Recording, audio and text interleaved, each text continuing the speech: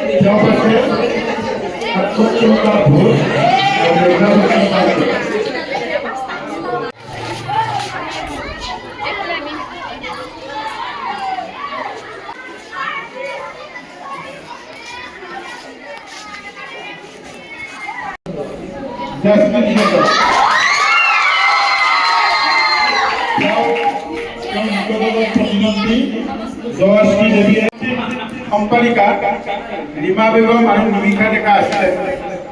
পালে 98 আৰু নিমিষা ডেকাই পালে 116 পাইছে। সাংস্কৃতিক বিভাগৰ সহ সম্পাদক পদত আমাৰ সামিউল ইছলামে পালে 88 ভোট আৰু অংশুমান বড়োই পালে 65। আমাৰ সামিউল ইসলামে জয়ী হয়েছে 88 ভোট পাইছে।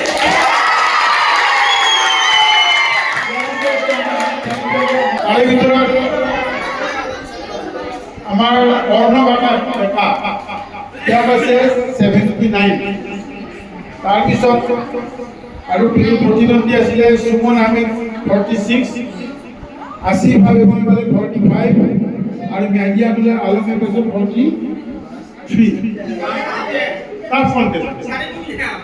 গতিকে এনেকুৱা ধৰণৰ ইলেকশ্যন যে হৈছে আমাৰ দেশত বা ৰাজ্যত হৈ আছে, তোমালোকে ইতিমধ্যে গম পাইছা। গতিকে সেই পদ্ধতিৰে আমাৰ ছাত্ৰ একতা সভাৰ বিষয়ববীয়াসকলক নিৰ্বাচিত কৰা হ'ব। ইতিমধ্যে আমাৰ কিছু প্ৰাৰ্থী বিনা প্ৰতিদ্বন্দ্বিতাৰে জয়ী হৈছে। আৰু সেইগৰাকীৰ ভিতৰত এগৰাকী হৈছে আমাৰ আনিছা বেগম, সাধাৰণ সম্পাদিকা। আৰু এগৰাকী আছিলে তন্ময়,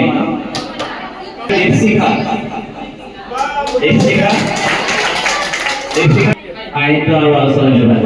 ঠিক আছে, আটাইৰে শুভেচ্ছা জনাইছো।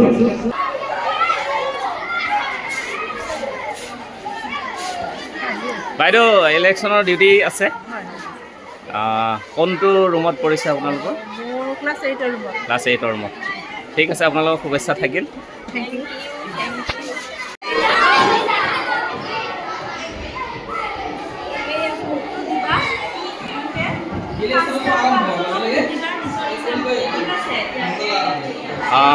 কেনেকুৱা চলিছে? ঠিক আছে।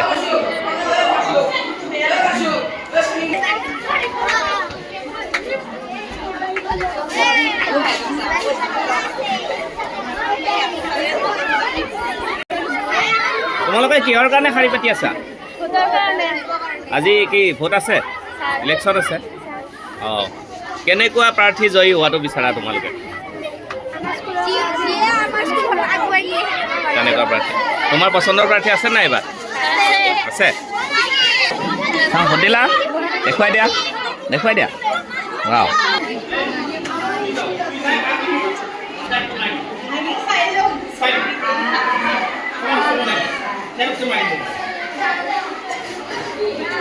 বেলেগ স্কুলৰ এইবিলাক আমি দেখা নাই অৱশ্যে। আমাৰ স্কুলত এইটো নতুন ব্যতিক্ৰম হৈছে, ভাল লাগিছে। আৰু আমাৰ এই সৰু সৰু ল'ৰা ছোৱালীবিলাকে ভৱিষ্যতে গৈ ৰাজনীতিৰ বিষয়ে বহুত কথা জানিব পাৰিব আৰু আগতীয়াকৈ সিহঁতে ৰাজনীতিৰ বিষয়ে বহুত কথা শিকিবও পাৰিব। বহুত ভাল লাগিছে। আমাৰ প্ৰিজাইডিং অফিচাৰ বাইদেউ আছে, আমি তেওঁৰ লগতো কথা পাতিম। বাইদেউ, যিটো একচুৱেল ভোট হয়, আমি সাধাৰণতে ডিউটি কৰি আহোঁ, একেধৰণৰ নিয়ম নীতি? একদম একেধৰণেই পাতিছোঁ আমি।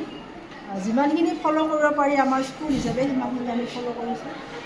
দুই এটা হয়তো আমি কৰিব পৰা নাই, কিন্তু আমি যদি ভৱিষ্যতে পাৰোঁ সেইখিনি আমি পাৰিম। 3 নম্বৰ এইটো নিৰ্বাচন 3 বছৰ হ'লে মই পাতি আমাৰ নতুন বাইদেউ দুগৰাকী আছে, এইফালে আহিলে হ'ল অকণমান। কেনেকুৱা অনুভৱ ইলেকশ্যনত? গোটেইখিনি ভালে ভালে চলি গ'ল আৰু আমাৰ 2টা ষ্টেচনতে হৈ গ'ল গ্ৰহণ। আৰু আপুনি আগতে এখন বেলেগ স্কুলত আছিলে, আগতে মই পোৱা নাছিলোঁ এনেকুৱা অভিজ্ঞতা, এইবাৰ নতুন বহুত ভাল লাগিছে। বাইদেউ যাব ওলালে? যাওঁ আৰু চিল টিল কৰা হৈ গৈছে? ঠিক আছে, একোতো গণ্ডগোল হোৱা নাই? ঠিক আছে, আমি এতিয়া এয়া বেলট বক্স চিল হৈ আছে। এইফালে নাৰ্জিফা দেখুৱাই দিবা, ধুনীয়াকৈ চিল হৈ আছে। আমি এতিয়া যিটো PS নম্বৰ 1 পোলিং ষ্টেচন নম্বৰ 1ৰ বেলট বক্সটো খুলিম।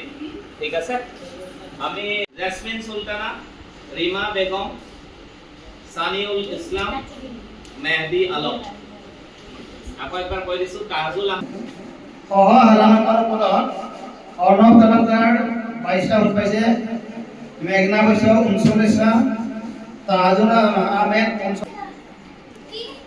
সাহিত্য বিভাগৰ সম্পাদক পদত জেছমিন মেহদি আলম,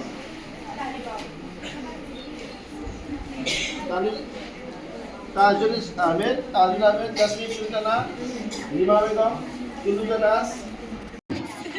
গোটেইকেইজনীয়ে ভোট দিলা? ভাল লাগিছে?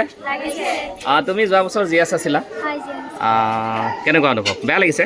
অলপ বেয়া লাগিছে, তথাপিও আৰু এইবাৰ এখন নতুন ছাত্ৰৰ কথা গঠন হ'ব আৰু আশা কৰিছোঁ এই ছাত্ৰৰ কথা সভাখনে আমাৰ বিদ্যালয়খন অতি সুন্দৰভাৱে পৰিচালনা কৰিব। কেনেকুৱা লাগিছে? ভাল লাগিছে, নতুন ছাত্ৰৰ কথা সভা গঠন হ'ব, আশা কৰোঁ ভালকৈ স্কুলখন যাতে চলাব পাৰে। যোৱা বছৰ তুমিও আছিলা চাগে ন? আছিলা, কি ক'বা? ভালে লাগিছে, নিৰ্বাচন প্ৰতি বছৰ আমাৰ বিদ্যালয়ত হৈ থাকিলে এটা নতুন কোৱা। বহুত ভালেই লাগিছে, যিহেতু আমি 18 বছৰ আগত ভোট দিব নোৱাৰোঁ, কিন্তু আমাৰ বিদ্যালয়ত মানে ছাৰহঁতে এইটো সুবিধা কৰিছে, আমি গণতান্ত্ৰিক পদ্ধতিটো কেনেকুৱা হয় জানিব পাৰিছোঁ, বহুত ভাল লাগিছে। কোৱা। এইবৰ্ষৰ যিহেতু নতুনকৈ এটা ছাত্ৰকতা সভা গঠন হৈছে, আশা কৰোঁ বিদ্যালয়খন আমি যেনেদৰে প্ৰতিনিধি কৰিছিলোঁ তেনেদৰে হয় এইবছৰো।